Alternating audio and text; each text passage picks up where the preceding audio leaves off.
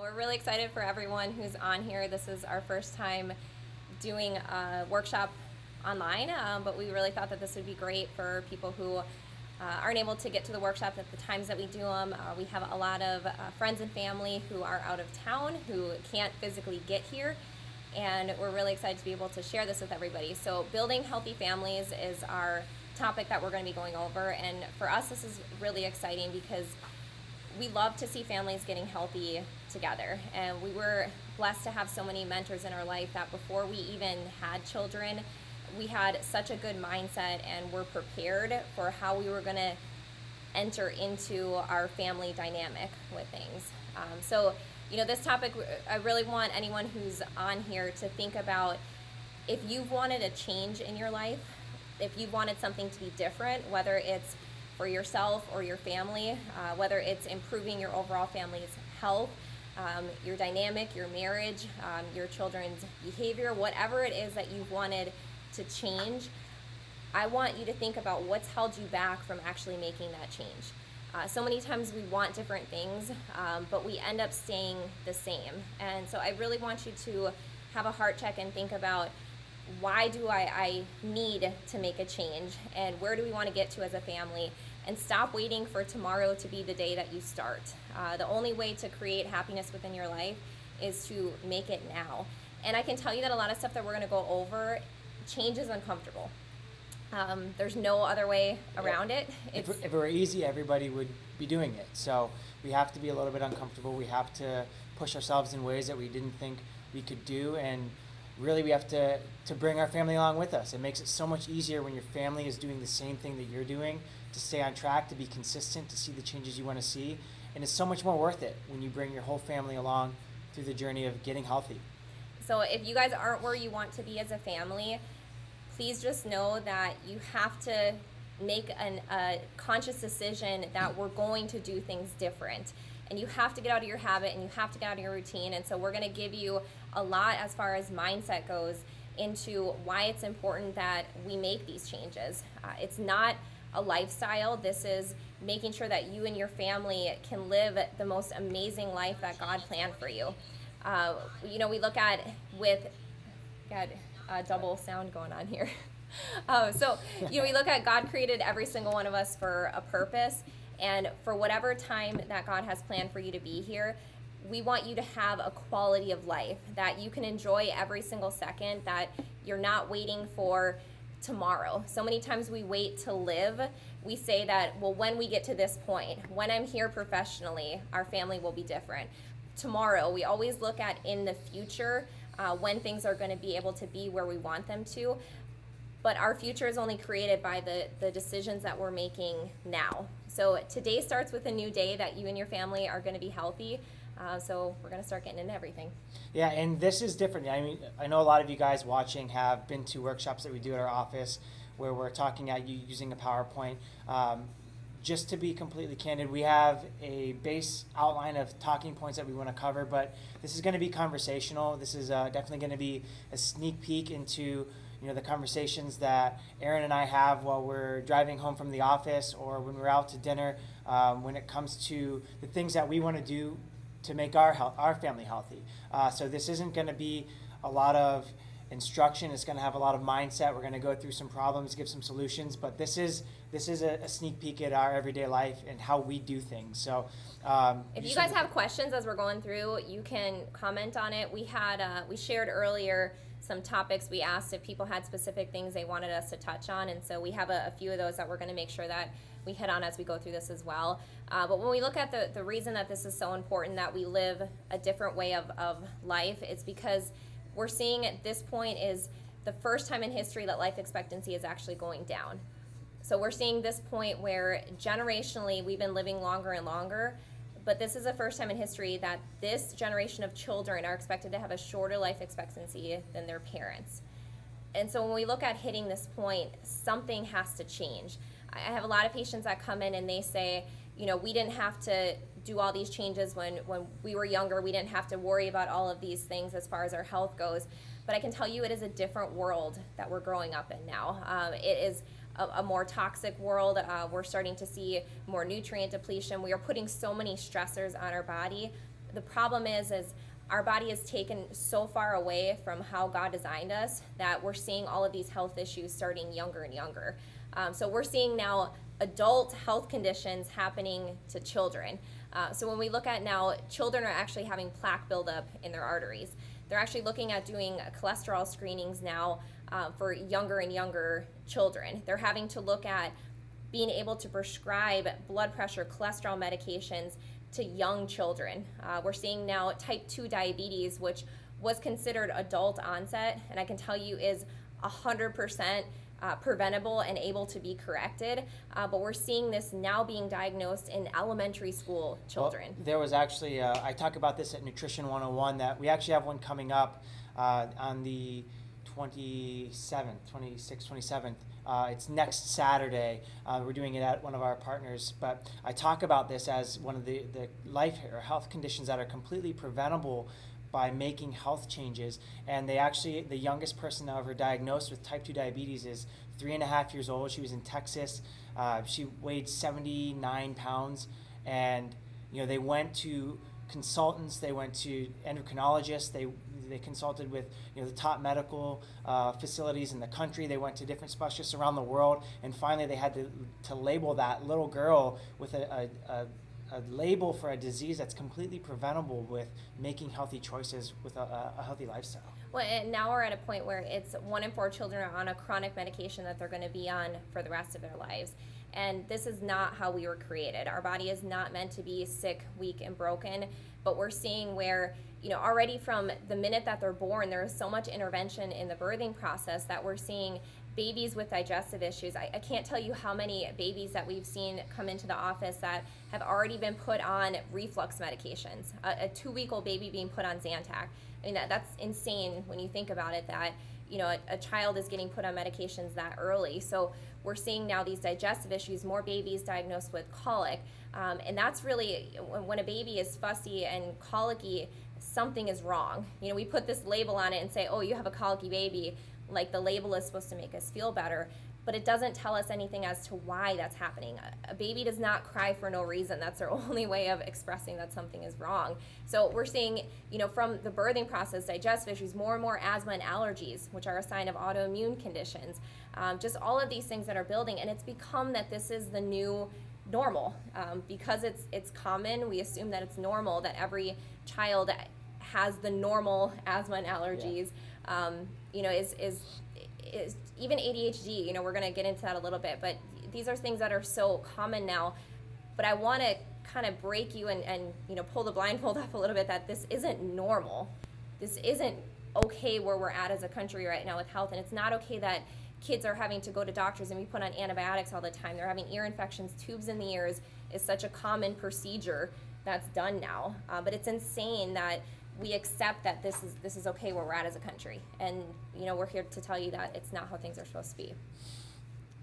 I just got excited about that there, but kind of speaking about the over medication. I mean, we just we've gotten to the point that we're taking too many. We're taking too many medications as a country, and it's to the point where if you don't take a medication, you're looked at as crazy. That it's an expectation that everyone should be. Yeah, when we talk about our own personal situation where neither of us have even taken Tylenol, and it's been almost 10 years.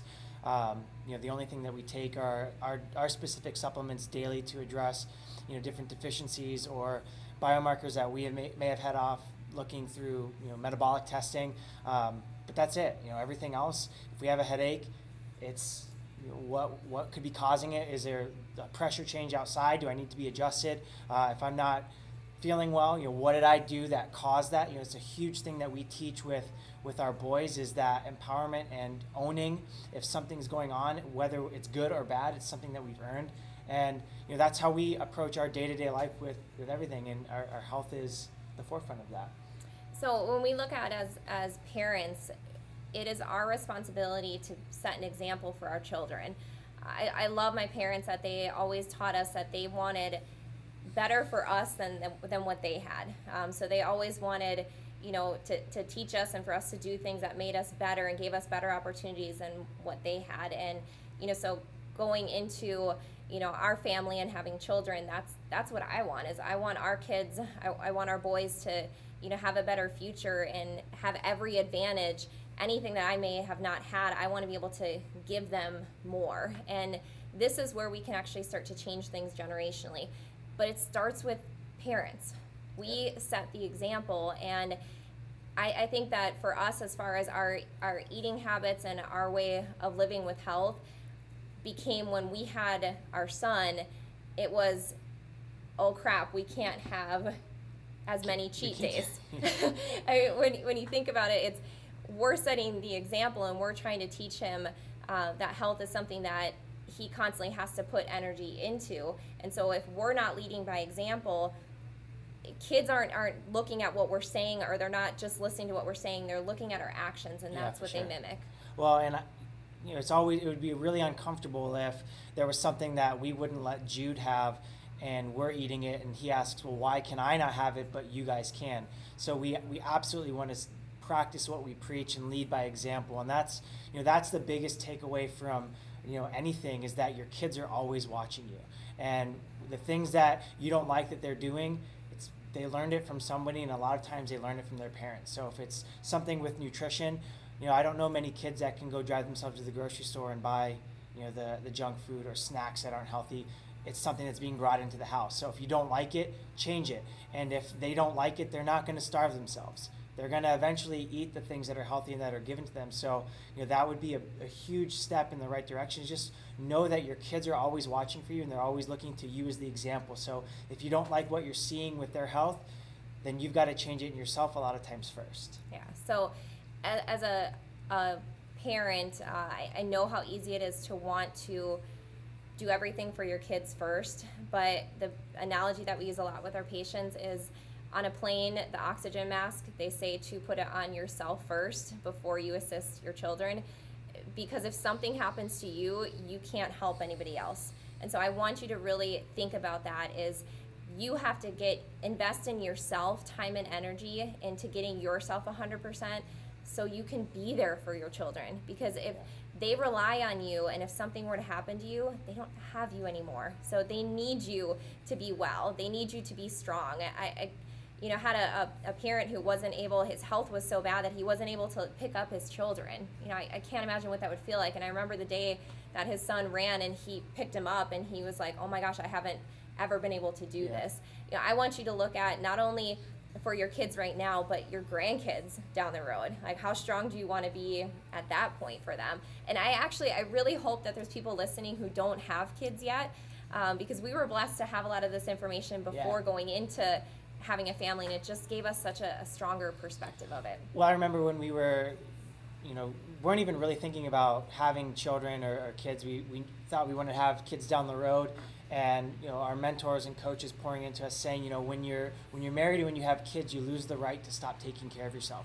When it's just you, it affects a smaller group, but when you have a wife or a husband, when you have kids, it affects so many more people. It affects generationally. So you lose the right to stop caring about your health when you have other people that are dependent on you to be healthy. So we see so many moms, so many dads come in our office and well, let's put the kids first. And that's awesome that you want to have your kids be healthy and well, but you have to make sure that you're healthy and well also, because you're absolutely worth it. People depend on you, they need you, and they need you to be your best. So when we think about the decisions that we make on a daily basis, a lot of times, if you were to really think about it, the habits that you do, where do they come from? If anybody's ever heard of this, a story, the pot roast story. So there was a woman who would always prepare her pot roast. She would cut off the ends, she would season it, put it in the oven, and she had a friend that was with her one day, and her friend asked, why do you cut off the ends before you put it in the oven? And she said, I don't know, that's what my mom did, and that's where I learned to cook from her. So she asked her mom, she said, how do you make the pot roast? And she said, well, she starts explaining it, so she cuts off the ends. And she said, why do you cut off the ends? Because I do that as well. And her mom said, I don't know, because that's what your grandmother did. So let's ask her why she did it. And so they go ask her grandmother, and they ask her, why do you cut off the ends there? And she said, because the roasts that we got were always too big for the pan that I had, because I had a small pan at the time. So I had to cut off the ends in order to fit it into the pan. So, that just shows you that a lot of stuff that we do, or habits, are things that we don't even know why we do them. It's just been what we've always done or what we've been taught.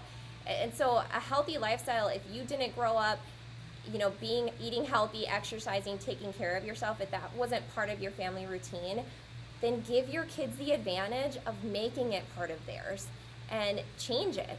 You 100% can change the habits and things that they do by just making it part of what you do as a family, and you're setting it up to be so much easier for them when they have children someday, that for them it'll just be second nature. For a lot of us, it's struggling to change habits and do things different. I grew up, I joke all the time, I ate like Little Debbie's and donuts and... You tell them where you used to hide meat. Yeah, I used to hide and eat an entire jar of frosting like in the cabinet.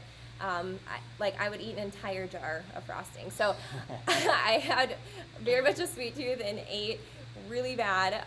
But and it's something that I constantly have to change. And, I look at my son right now, he will go grab an apple for breakfast. We'll ask him what he wants. He's like, I'll have an apple. And I laugh. I wish that I craved an apple for breakfast. I'm used to the donuts, the bagel, the carbs and sugar is how I grew up, and I have to actively change what I do. But it's just for him that is what he does, and I love that. So if you didn't have it that way, then it's going to be harder for you, but do it for your children. And it's not something that you always have to suck up and do. You're always going to hate and just say, like, well, I need to do this to be healthy, so I'm just going to be miserable doing it forever. When Aaron and I first started dating, I remember I think the only vegetables that you like to eat were green beans, and like if you ate onions and mushrooms, it was like sautéed with steak, and there wasn't a whole lot of vegetables, and if there was like broccoli, it had to have cheese all over. Yeah, it was like covered in cheese. That was the Wisconsin girl I married. But your tastes change over time. It's definitely something that it may be a little bit of a struggle in the beginning, but it's so much easier because your tastes change as you do it consistently. And it doesn't take long. You start liking the flavor of different things in like 2 to 4 weeks. You get more into the habit, you get more accustomed to eating it, and it's not like something that's you're miserable doing. It's just a little bit of sacrifice. And I said this before, but it's our responsibility as parents. If you have kids, you have grandkids, it's on us to lead them by example, and it starts really right off the bat. If chiropractic and getting adjusted is not part of your routine, it starts with something as simple as nutrition and in the way we approach what we eat on a day-to-day basis. So one of the things that I had a patient ask about, where do we start with our kids, and if they're eating a lot of sugar, how do we just start them into it? And I love Zach with patients. He always says, we're not just going to take everything away, because when you're told you can't do something, it's going to make you want to do it more. So instead of, if you're not getting a lot of nutrients, let's first start adding nutrients in and slowly starting to cut back. So I know with a patient that you're working with, he had said, okay, so you're eating a donut for breakfast. How about add an apple and a donut? Like, first start adding in healthier foods with your children, and then slowly start backing off of the other things, starting to limit what they're doing and finding healthier ways to make it. I love, my mother-in-law has just gotten amazing at modifying recipes using healthier ingredients. So we have a white bean cake that we do for birthdays, and it tastes amazing. It's waiting for us right now. Just so you guys know how much we love you. Our boys are at my parents' house right now, and our son's birthday, Jude's birthday, was on Monday, and they just got back in town, and they have a white bean cake that we're missing because it's that important that we talk to you guys about how to be healthy as a family. So, not to sound like a martyr or anything, but we're missing out on some delicious, healthy, advanced plan desserts because we love you guys so much and we want you to And if you want to find out, how you start to modify and, get different things, definitely, join us for one of our workshops. We do Nutrition 101 once a month. You can go to boldcityhealth.com and look for that. We have on our website, we have different recipes. The white bean cake is something that we can post on this page as well. We have a lot of people ask about it. So even birthday parties and celebrations, that's always the excuse to have unhealthy foods. We give ourselves that excuse. But if you really start to add up holidays, birthdays, celebrations, every Sunday at church. Those are always excuses to eat desserts and unhealthy foods. And that ends It's up months. being, It it ends adds up up to being a months. lot of time of the year. So a celebration with friends and family shouldn't be about destroying your health. It should be about building it. So if we can have a healthy cake, we can still celebrate with our son, but it actually has nutrients in it, and it's not taking away from the many birthdays and the many years that we get to celebrate together. And it may sound kind of what we're saying with nutrition and talking about sugar. Like if you've never come to a workshop, you've never been in our office, we're not talking about avoiding sugar because it's bad for your teeth, it causes cavities and other things. I mean, sugar has been proven to be an anti-nutrient. It's a known toxin. CNN actually in 2014, there was a story they did. They classified sugar as a toxin. It's the leading cause that fuels and feeds cancer cells in our body. A Nobel Prize was actually won found that cancer cells have 8 times the sugar receptor sites as a normal healthy cell. And those cells, the cancer cells, actually use a very crude fermentation of sugar, the excess sugar in our system, to give themselves energy and survive and proliferate longer than they would a normal healthy cell. They don't die because of the excess sugar that's in our system feeding it. So when we talk about eliminating this, it's not because we want you to have no cavities and not be hyperactive because sugar increases, attention issues or behavior issues. It has big implications when we eat too much sugar, and we get especially too much refined or processed sugar in our diet. Yeah, so this is it's a bigger deal than just having some sweets. The amount of sugar that kids are consuming now, it's insane. And it's not just sweets. It's in like fruit juices and, so many, actually a lot of the sugar is consumed in drinks that they're having. But we're talking about, it's also breads, rice, pasta, everything is broken down. And when you really start adding up how much sugar you and your kids are consuming, it's insane. And this has gone up drastically. One other major thing is sugar will suppress your immune function for it's about up to 5 hours afterwards. So you think about if our kids are constantly eating sugar, especially going back to school now, if they're suppressing their immune system, germs are everywhere. They're constantly around us. The reason that a germ actually makes you sick is because your immune system didn't fight it off well. So I know that this is something that everybody She gets thinks so fired up about this. it's You guys just a germ. Go ahead and sit back and relax. She's going to go off. No, it's not. It's not the germ that makes you sick. If you think about, so for patients that know what I do on a continual basis, I'm in close contact with so many people. People come in and they're sick all the time. If a germ made you sick, I would be sick 24/7. It's not that; it is the health of the person. And so there's so many times that we'll see, have someone come in and they say that my granddaughter or my grandson made me sick. My grandbaby made me sick. Baby, that baby didn't make you sick. Something compromised your immune system and you let that germ take over. So if we're exposed to a virus or bacteria and we suppress our immune system, now all of a sudden that has a chance to replicate and take over and start destroying and causing damage. And then our immune system, when it starts the attack, it's already coming in with that gaining an edge. So that's why it takes sometimes days or weeks for you to fight it off. In reality, if the second that you came in contact with that bacteria or virus, if your immune system reacted the way that it's supposed to, you would knock it out so quickly. So the best thing that you can do for your kids is make sure that you're limiting the sugar to support their immune system, and make sure that if they are fighting something off, don't give them more sweets. So many times it's giving them a popsicle or a cookie when they're Fruit fighting. punch or something. And it makes them sick. It makes it longer for their body to be able to fight it off. So, our body should immediately react and not have anything going on. But if you're somebody or your kids constantly have a runny nose or cough or they're sick all the time, it's a sign that they're immune compromised. And that's a big deal. It needs to be addressed as to the cause of why their immune system isn't working. It's about 70 to 80% of your immune function is in your gut. So digestive system has a huge component as far as your immune system function goes. So we're going to get a little bit into kind of process stuff. I know Zach wanted to go through. So if you're just starting out, and Dr. Aaron made me sound a lot softer about nutrition than I actually am with most people.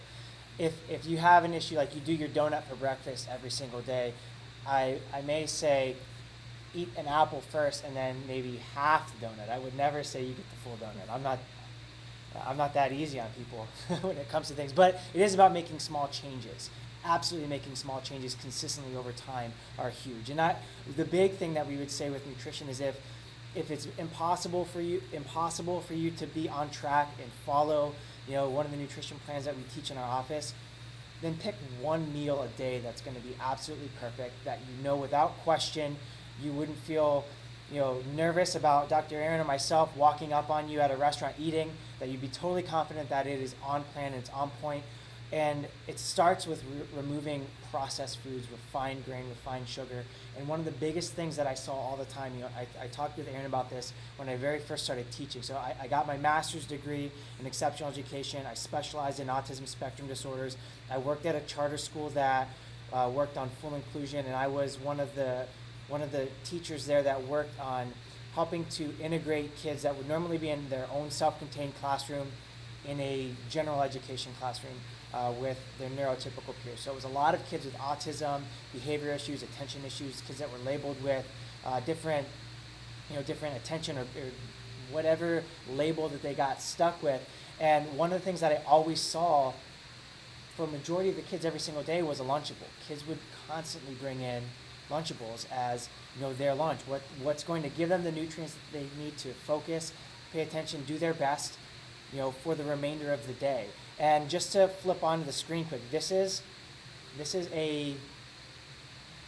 what a Lunchable looks like. I don't know if you guys can see on the screen of what the actual ingredients list looks like, but right there, that just popped up on the screen is how many ingredients are actually in the Kraft Lunchables. They're for a ham, cheese with crackers and a juice.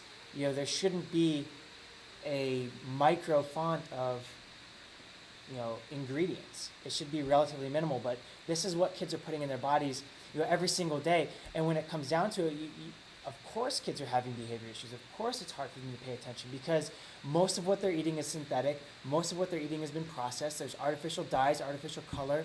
There's tons of different soys, anti-nutrients that cause estrogen and hormone imbalances. So if that's what kids are eating to get them through the day, yeah, they should have issues with behavior. They should have issues with attention because they're not getting real food. And that's one thing to start to look at. So one change you can start to make with your children is to sit down with each meal and talk with them about, so this food has to give you the nutrients that you need to do, talk to them about all the things that you have planned for that day. And start to teach them that food is about fueling your body. All of your tissues are made up of, you are what you eat. Like eventually you assimilate nutrients that become the building blocks of your tissues, that your children have to learn that the food that they're taking in, there's consequences with it. And we want to make sure that every meal, everything that we're putting in is going to allow us to either, build health, or we have to realize that this is taking away from it. And I want our son to look at every meal as, hey, we got a lot of fun stuff planned. Let's make sure that you're getting all the nutrients and things that you need in to get through the day 100%. So it's changing the mindset when you sit down for those meals, and helping them to see what food is actually about. It's become too much in our culture a celebration and just how it tastes. A reward for good behavior. I mean, I know that we're probably guilty of it ourselves personally when we were on track with something. We wanted our cheat meal because we earned it, but it's not about that. It's about making these choices, making these decisions that are absolutely pulling you towards health or it's pulling you towards disease. It is that black or white, and we do that personally with everything. It's if we don't want to wake up early at 4:30 or 5 o'clock to work out, my alarm clock, the label on it is building health or building disease. Like that's what it is, because I need that constant reminder, and sometimes I need that little bit of a kick in the butt to wake up and exercise when I would rather be snuggled up in the sheets sleeping. But that's the other thing that really comes down to a big impact on our health. If we're making changes with nutrition and then we're also implementing exercise with our family, you're automatically giving yourself an advantage when it comes to having a healthier lifestyle. It's something that's taken out. We talk about this in public school. It's a reason that we homeschool our boys, is because exercise and recess and moving, being able to move around in school is being reduced, it's being cut out, it's being eliminated. And exercise has a huge impact on your health, behavior, your mood. There was a study done with about 170 or so people that were over the age of 50 that suffered from depression, and we've talked about this, and they were given one of three treatments. They were given the choice to, well, they weren't given the choice. Part of the group was put in the plan that would exercise 3 times a day or 3 times a week for a total of 45 minutes. So you're looking at 3 15-minute workouts over the course of a week. There was another group that was given medication. They were given Zoloft. And then the third group did both exercise and took the Zoloft. And they found that between 60 or 70% of the study, or the participants, all had a positive response. They were no longer classified as severely depressed or having a depressive disorder. But they found that only the group that exercised, not medication and exercise, the group that only exercised was the only group that were found to more likely remain, to have that decreased depressive state, to no longer need medication, or would have been considered recovered from their depressive state. We're not talking about the medication and exercise together, only the exercise. So it has a huge impact on our mood, the way that we concentrate, how we learn, energy, everything is impacted by nutrition and exercise. And when we get into what we teach in our office with the 5 essentials, the system that unlocks everything, that's when we see really huge changes. That's when people come off medications because their medical doctors, their primary doctors are pulling it off. Not because we're telling them, but because their blood work has changed and they no longer need it. Yeah, when we look at something like ADHD, there's so many children who are being diagnosed with that and put on medication. We actually, in our country now, we have toddlers, 2 and 3-year-olds, that are now being put on those medications. And, it comes down to there's a cause as to why they're not being able to focus. And, I love to see when we start incorporating, figuring out what's interfering with them being able to reach their potential. We see children who don't have to go on those medications. There's a lot of long-term consequences to putting a child on a mind-altering medication. There's a lot of studies that the ADHD medications early on can start to lead to addictions later on in life. And, I know that a child not being able to focus, that it is something that needs to be addressed as to the cause of it. But many parents and people, even teachers, don't realize that there's other options besides going to medication. And we need to look at making sure that child that has focus issues is going to end up, there's a lot of correlation with anxiety or depression. We've actually seen young kids that have been diagnosed with that as well and put on medications. I've had a child as young as 8 that was being put on depression medication. So you look at 90% of serotonin is made in your gut, in your digestive system, and that's a huge neurotransmitter that is responsible for every activity within our brain. So we have balance that needs to happen. So we can't pick and choose if we want to eat really well but then not exercise, or we can't pick and choose what we do with health. Everything works together with it. So do you want to get into I took us down a weird road. So one of the things that we look at, going back to the ADHD label, and how a child being labeled with attention deficit hyperactivity disorder can impact the rest of their life. I sat in on a lot of meetings for children that were having the individual education plans or IEP meetings, and it was a lot of times seeing how much of an impact your kids' teachers can have on something that maybe stuck with them for the rest of their life. So there was a quote from Fred Bauman, who was a specialist in neurology, and he focused in child neurology. And there's a really great quote. He said, in 1970, by market strategy, not science, psychiatry and the pharmaceutical industry and the federal government began calling mental disorders diseases by coercing the diagnosis through the through the nation's public school system. So 200,000 were labeled and drugged, and today there's only 10 million, or about 20% of our children are labeled and put on drugs that are going to be on with a label for the rest of their life. And he actually called this a heinous crime and a national disgrace. So when we think about being in those meetings, a lot of times unintentionally, because the teacher or the parents didn't have all the options in front of them, they didn't maybe know the best way to increase or improve a child's behavior or attention in a classroom. They would recommend a medication, or they would recommend being labeled with ADD or ADHD because they didn't know that there was another option. And it's something that sticks absolutely with that child for a very long. It's very, very difficult to have a label removed from your record in the education system. And having seen that, seeing what that does, a lot of times the child's best interest is affected because they didn't have all the answers, for sure. And we take care of a lot of adults that come into the office who we're working on, getting off of, they've gone through addictions because of, we know, especially in Florida right now, I think everyone's aware of the opioid addiction has been crazy, and it starts from prescription medications, and that has, the addiction has led to heroin. We're dealing with multiple areas in Florida that there's like this huge amount of heroin overdoses that are happening, and this is in like, just suburbs and families that you wouldn't think that they're dealing with heroin, but it starts from a prescription medication. And we're seeing children who are given an ADD medication and end up going to other drugs or alcohol because they don't know how to be without a medication.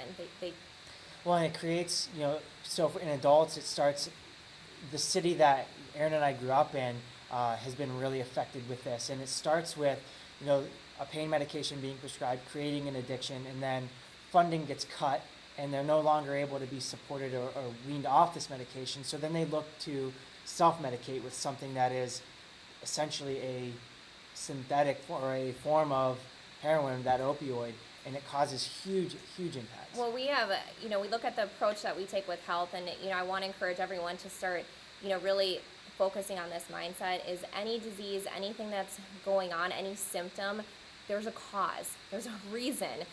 That child wasn't born not being able to focus. Something is interfering with their body's ability to do that. And so how we approach it is we look at, we call them 5 essentials, and we figure out, well, which area of interference is there? So yes, absolutely, there can be nutrient deficiencies, there can be toxicity issues, all of those components. One area that we look at that a lot of people miss, and I can tell you is a huge missing component in our healthcare system, is looking at the spine and nervous system. So we have so many children that actually have damage in the top bone, the upper cervical area, which that type of compression affects where your brain is able to send signals and being able to focus. We had a child that came in, he was 7 years old initially when he came in and was being recommended to put on ADD medication. We actually were able to start getting him corrected structurally with specific adjustments. He had compression right there at the top bone at the brainstem, and he went from almost failing out to being an A student, and it's now been a few years that he's continued to be an A student without any type of medication.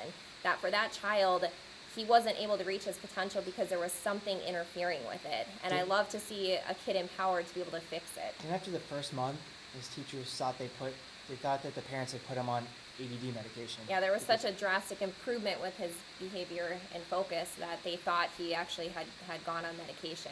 When we see a lot of children and kids in here, a lot of people will look at, why would a child need to be adjusted? One of the biggest things that we see is during birth trauma, during the birthing process, is babies actually have damage, whether they were born C-section, whether there was different types of intervention force that was used. And the most common area that we see misalignments is in the very top area. We just had a mom that brought in the baby, and the husband said, during the delivery, he's like, the baby's head was turned really far. So the shoulder was actually kind of stuck, and so the doctor had pulled really hard and rotated.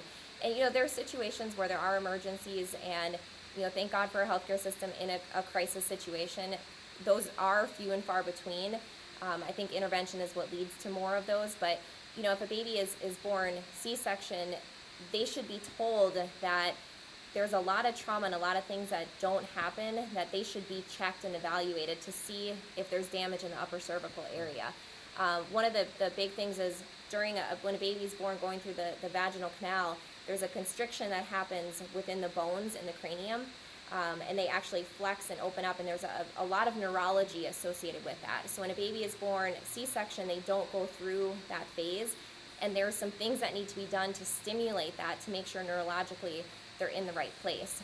So you look at symptoms, it's a warning sign that something isn't right. So please, if your child or yourself, if you're dealing with headaches or pain or numbness, if you have any type of high blood pressure, high cholesterol, something is causing it. Digestive issues, asthma and allergies. infections. Yeah. I mean, those are all warning signs. To me, a red flag with a child is if they're having ear infections all the time, that's associated with a misalignment in the top bone. Because the ear canal is supposed to be moving and draining. And the solution is antibiotics, and then eventually they get tubes put in their ears. But that's a warning sign that something is going on. And the tubes may have fixed the symptoms that they were dealing with as far as the ear infections, but it doesn't fix the cause as to why they were dealing with that in the first place.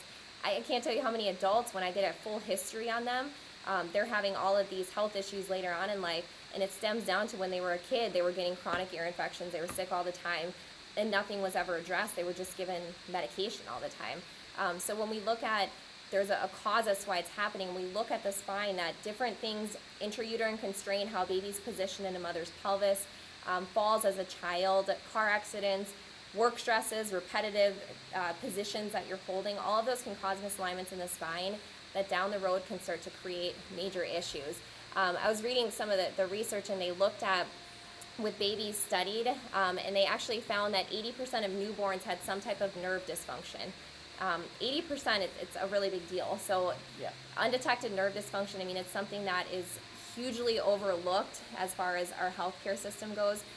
But in the end, when you think about it, if you have a cut on your leg, your body is created to heal it.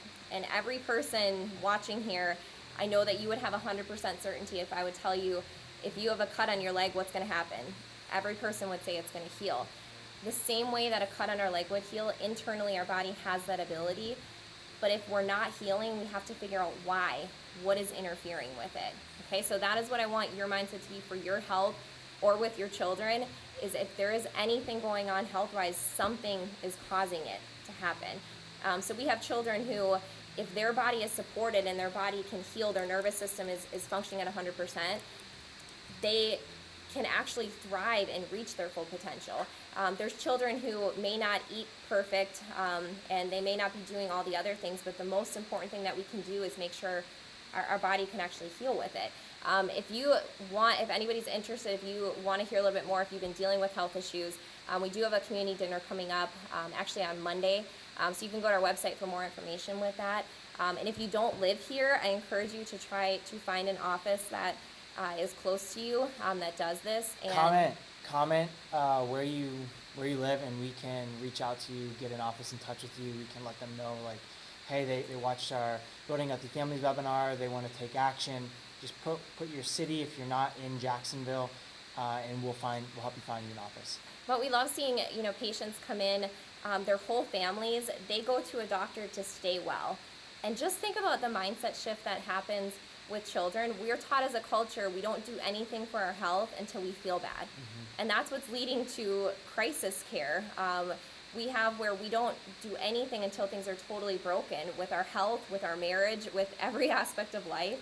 And I would love to see where more families and more people are looking at the preventative side, going to counseling for your marriage before you're at the point that anything. So to make sure you never get there, making sure that you're investing into that, investing into your health so your children never have to go to a doctor for a crisis issue. So I love that kids come in here and they learn, hey, we do this as a family. We focus on getting healthy and well, and it's part of what we do. We're going to get a little bit into the mindset with things, and kind of talk about how we make this happen. This is what I'm excited about. This is what we do. This is what our family does. This is how we do life, how we build a healthy family, and we teach Jude, and we're teaching Ezra accountability. And that's really what it comes down to. I remember I did something, I made Jude really angry with me, and he did something bad, and I went to yell at him, and he said, that's what you earned. And it really struck me, and it's something that I use now all the time. I use it in a different way. I don't use it as an excuse to be naughty to my parents, but I use it with our patients. I use it in my life. I used it on Erin when she didn't want to work out with me the other day. It's what we earn. Our health is what we earn, good or bad. It doesn't matter.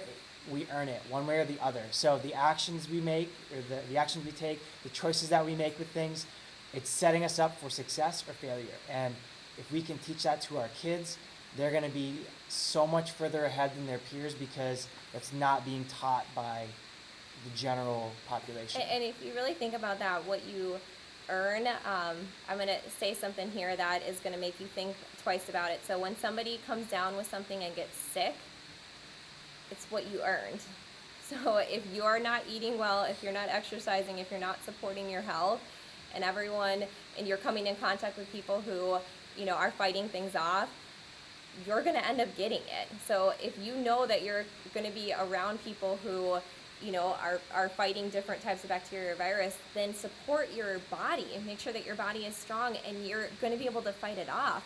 But if you come down with something, so many times our patients are doing so well and they're like, I haven't been sick in so long, I've been doing incredible, and then all of a sudden something happens. And right away we look at them, okay, so what happened? What caused that? They're like, I don't know. And they really start thinking about it. They're like, you know what? I either stopped exercising or I, ate this or did something to compromise their body. And we can always trace it back to something weakened their body. So it's kind of mean to say, but you earned it. You earned it, good or bad. We earn it, and we should earn our health and being there 100%. Well, it has to be earned. It's not anything that is a guarantee. We're not entitled to be healthy. It takes effort to be healthy. And the reason that we're seeing, of the majority or of all the industrialized nations, why we as a country rank towards the bottom or at the very bottom in most health markers is because we don't take accountability for it. We don't look at health as something that we have to pursue, because if we're not moving towards it, we're moving away from it. The biggest thing that our family does to be healthy is right here in this office where we're sitting right now. We get adjusted consistently. We take care of our spine. We do our home exercises. We make sure that we're removing interference from our brain to every single cell in our body so that we can heal, that we can function, that we can live to our God-given potential, because without that communication, we can't. So when we talk about exercise and we talk about nutrition, all that stuff is great, but that's not going to correct interference from your brain to your body. It's going to help to reduce it, but it's not going to correct it. The adjustment of what we do in our office, specific structural correction of what we do in our office, is what corrects that interference. Well, you think about if you have damage on the nerves going to your digestive system, you can eat healthy foods, and we've had patients all the time that they eat great, they take supplements, but they're testing nutrient deficient. Well, how the heck does that happen? They're not assimilating and absorbing nutrients. So the nerves in your low back are what go to your digestive system. So you see how everything kind of ties together, and there's that missing piece with the adjustment. So, we really as a family focus on making sure that we're taking responsibility for everything that is happening. We have gotten to the point where it's just what we do as a family to work out. So it's not, do we want to work out? It's not whether we want to look a certain way. It's about building health. And our son is 6 years old.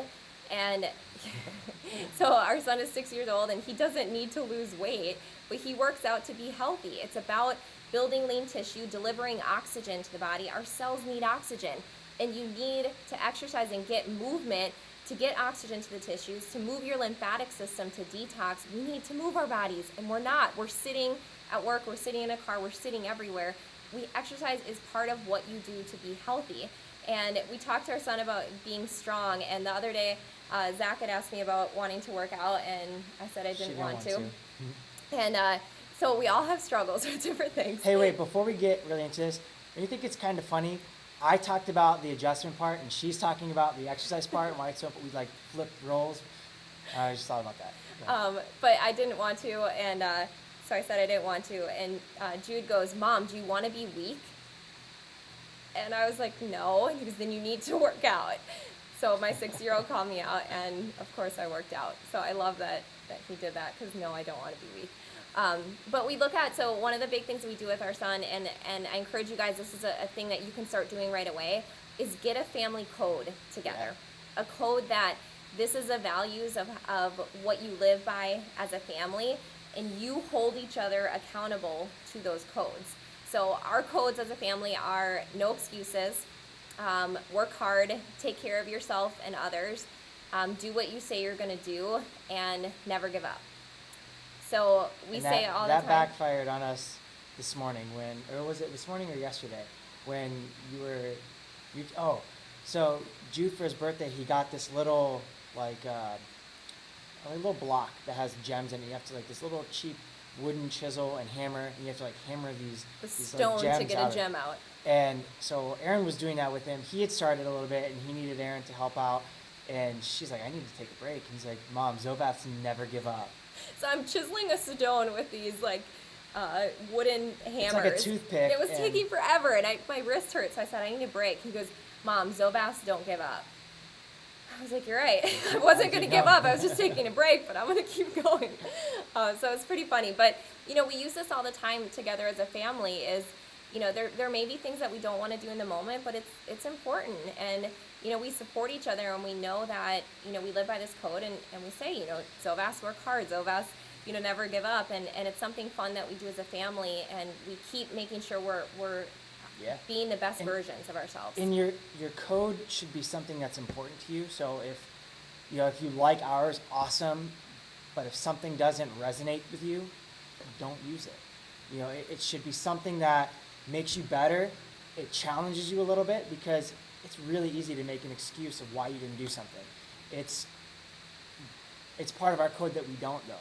And I remember, like, Erin was giving me a hard time about making an excuse for something, and she just called me out. And, you know, that's what comes back to the very first thing that we do as a family. We hold each other accountable. We take that accountability for ourselves, the choices we make, and we don't make an excuse for it. If I'm doing things I shouldn't be doing, I need to be called out. And I don't love always having my accountability partner as my lovely wife. Sometimes it sucks getting called out by your spouse, but if It's that's always, what gets you comes, going, if do it it. comes from a place of love, I mean, that's really what it's about, is we both want to do life together and have, for however long God has planned for us, to have a good quality of life and live 100%. And we do that by supporting each other. So, you know, one of the things that we, you know, have really looked at ups and downs as we've gone through the journey of health, you know, patients know we're very transparent about things. It's not like we're 100% all the time. But we do need to make sure that the majority of the time we're moving forward. But there are times that we get off track and it seems overwhelming. And whenever we get to that point, what we realize is we're not planning, we're not following our schedule. Yeah. Many times we're not setting our schedule in the first place. So all of a sudden the week starts and we're already drowning. Yeah. We're already in over our head. We didn't plan what we were going to do. We didn't have the groceries there. We didn't know what was going on, and it's like we're just trying to figure it out as we're going, and that is a miserable place to be. And we've been there plenty of times, Yeah. and we get it. And I can tell you, every single time, it comes down to the realization, like, we're stressed out. We're like, we start to get to this bad point, and we're like, we're not doing what we know we need to do. Mm-hmm. It comes down to Sunday night. You have to plan what your week is going to look like. You have to plan to plan. You have to war plan to Yep. sit down and go over what you're going to do for the week, and you sit down as a family and you have to get it set what it's going to look like. I'm not the biggest fan of planning every moment of the day. And I remember feeling, I don't know what I felt. I felt something when I had to put in my daily calendar, our war plan, what we call it. You know, our son has a war plan of how he's going to go about his day. Putting Sunday evening at 9:30 that I war plan with Erin. I remember getting the Evite from her to add that to my calendar, and I just kind of sunk a little bit. I was like, this is what I've become. It's my nightmare. And it was hard, but it makes things so much easier when you do it.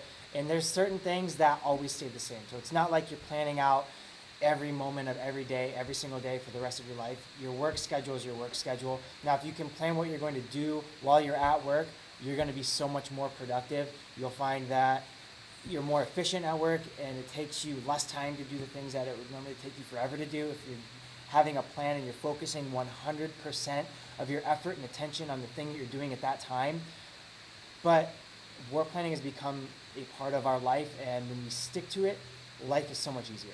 When we get off track, when we wing it, and we don't want to compromise on our values with nutrition or exercise, it gets so much more difficult and way more expensive. So if you're trying to do things on a budget, you have to find the time that you can search for the best options. You can search for the best deals. If you're trying to do things with a huge family, it's going to take some coordination. It's going to take a lot of effort, and maybe it's going to take some extra hands. But having your family stick to it, that was something that we asked my parents when they watch our boys Thursday evenings. And, it was something we told them we needed to have Mondays and we needed to have Thursdays. And if it needed to change, if we could have as much advance notice as possible, it's going to make life so much easier for us because we're planners now. and if you plan, one of the big things is your meals ahead of time, is it does help you to stay on a budget with things. You For have sure. to look at, one big tip is seasonally, look at what fruits and vegetables are in season. If you're buying out of season, you're going to be spending a heck of a lot more.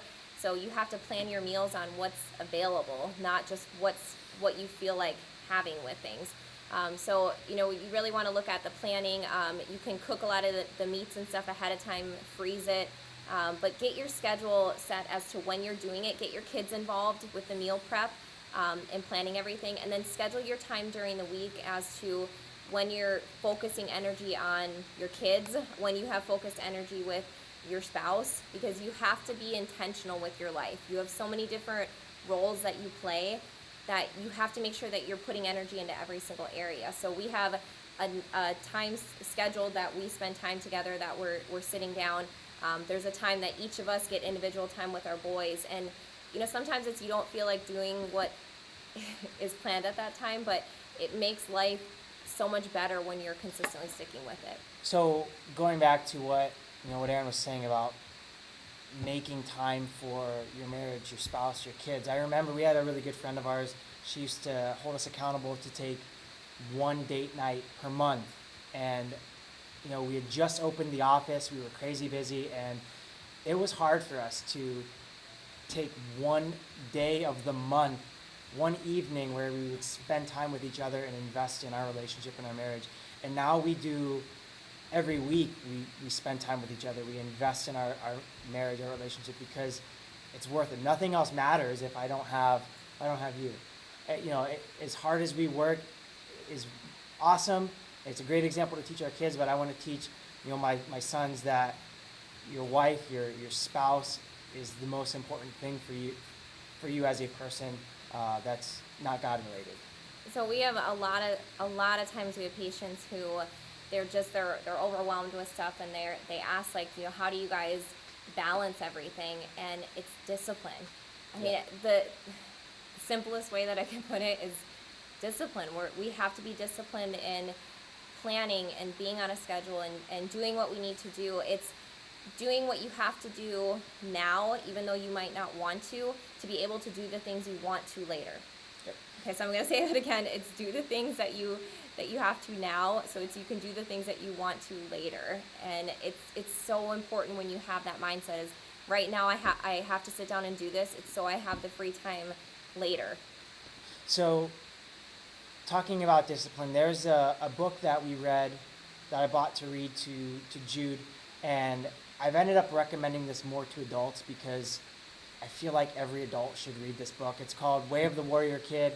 We'll post a link if you want to buy it and read it. It's by Jocko Willink. He's a Navy SEAL. He holds leadership consults.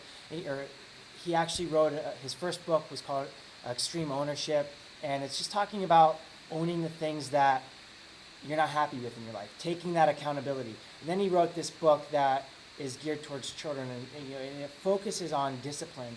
And I'm going to give you, I guess, the Cliff Notes version of it. That discipline equals freedom, absolutely.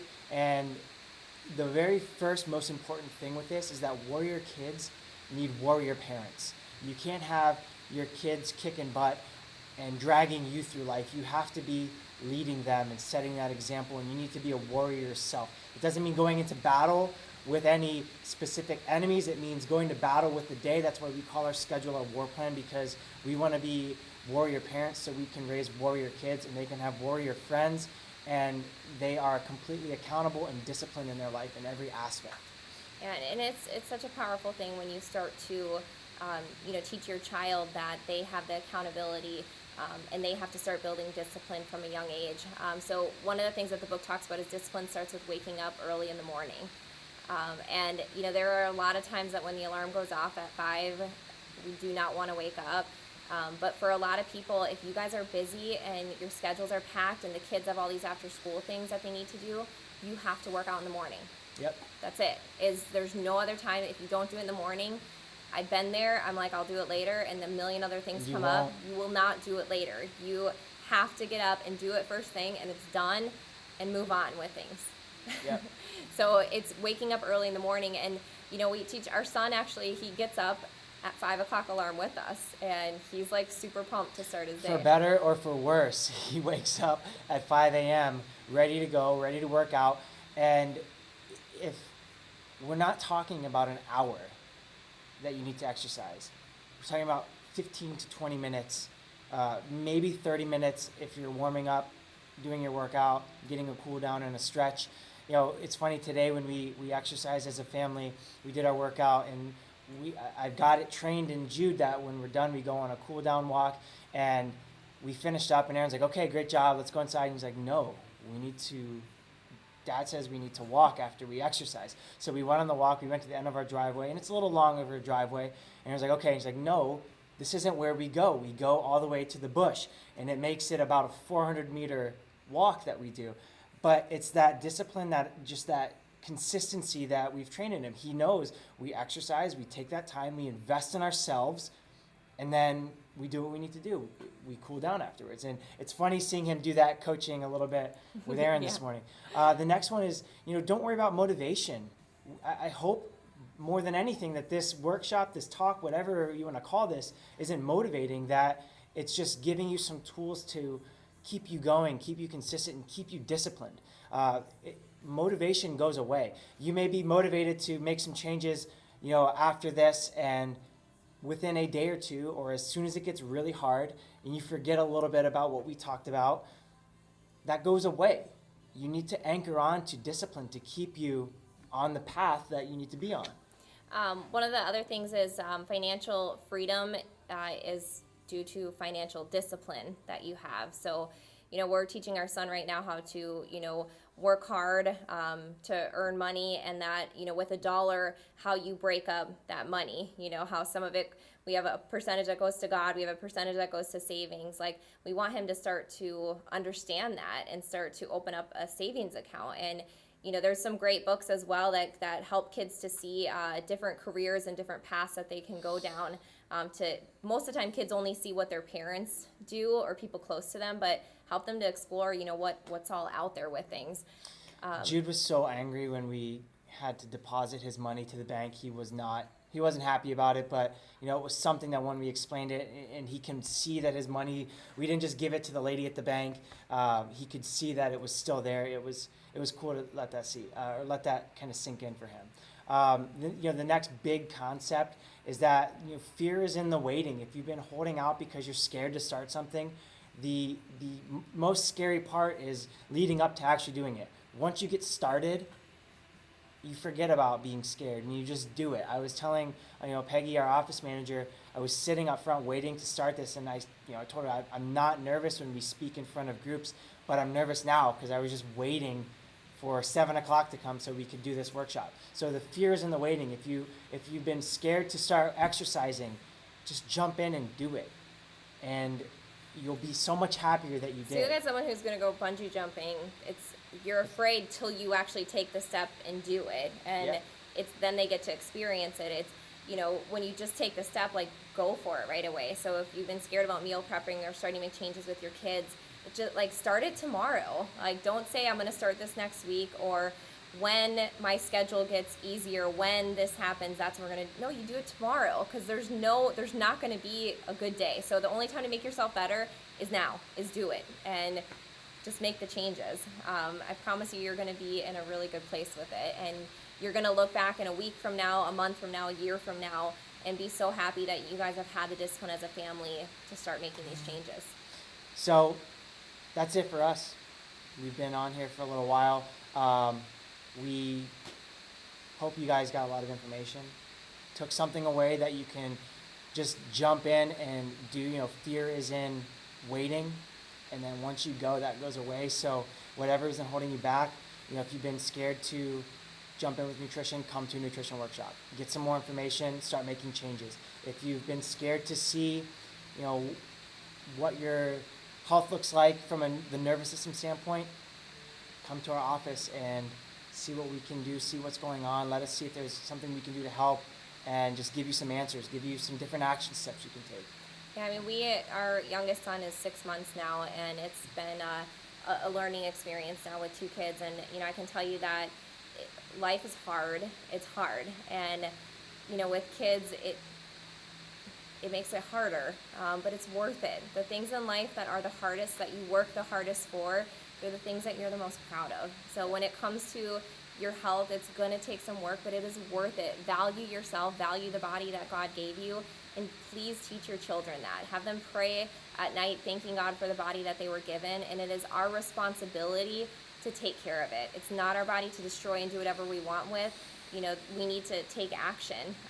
We can't sit there and pray for God to heal us when we're not willing to take the responsibility and take action for the choices that we're making, for the things that we're putting in our mouth. Like we have free will, and it's our responsibility to make the changes. So, thank you guys for watching. I hope that this was really inspirational, or just something you can take away. It's our first time doing this. I messed it up saying it shouldn't be motivational. So if you guys have questions, if you want more action steps, go to, I just spit, boldcityhealth.com. You can find out about how we approach fitness, how we approach chiropractic, how we approach nutrition, upcoming events. It's a great way to get plugged into our office. But we love you guys. We're going to go get some healthy cake. Max out. Bye, guys.